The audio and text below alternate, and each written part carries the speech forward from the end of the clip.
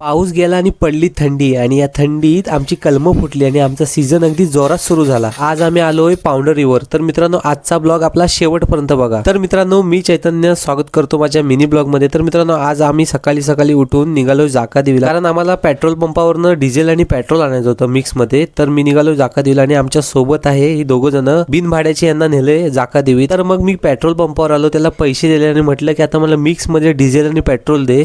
तर माझ्या कॅन मध्ये टाकून घेतलं आणि म्हटलं थोडं गाडीमध्ये पण टाकू, गाडीचं पोट भरून टाकू। तर माझ्या गाडीची हवा थोडी कमी वाटत होती, म्हटलं आता हवा भरूनच जाऊ। तर मी तिथं आलो आणि हवा भरायला सुरुवात केली। तर माझा एक फॅन भेटला, फॅन नाही हो माझा मित्र भेटला। तर त्याचा मोबाईल घेतला आणि म्हटलं मला भावा फॉलो कर। आणि मग मी तिथून निघालो आणि आलो आमच्या बागेमध्ये। तर मित्रांनो इथे फवारणी चालू होती। तर अगोदर टेम्पो आलं होतं, सामान विमान आलं होतं। तर मित्रांनो गावठी कोंबडा कोणाला हवा असेल तर नक्की सांगा आणि मला कॉन्टॅक्ट करा। तर मित्रांनो डिझेल दिलं, पंप चालू झाला आणि फवारणीला सुरुवात झाली। तर आज बरेच दिवसांतर भाऊ पण कामावर आले होते। मित्रांनो थंडी पडल्यामुळे ना कलमांना फूट जास्त आहे, तर काय नक्की सांगता येत नाही की आंबा लगेच लागेल, कारण की आता अति थंडीमुळे फूट थांबले सर्वांची। तर नवीन माणूस या कामासाठी गेला ना तर नक्कीच दमून येईल, कारण की संध्याकाळी एवढे पाय बी दुखतात ना की बेकार एकदम। तर आता दुपारचे 2 वाजलेले नाही, आता आमचा जेवणाचा टायमिंग झालाय। तर आता जेवायला जाऊ। खोबऱ्याची चटणी आणि भात आणि भाकरी, मस्तपैकी जेवण। तर मित्रांनो गावाकडे असंच जेवण असतं।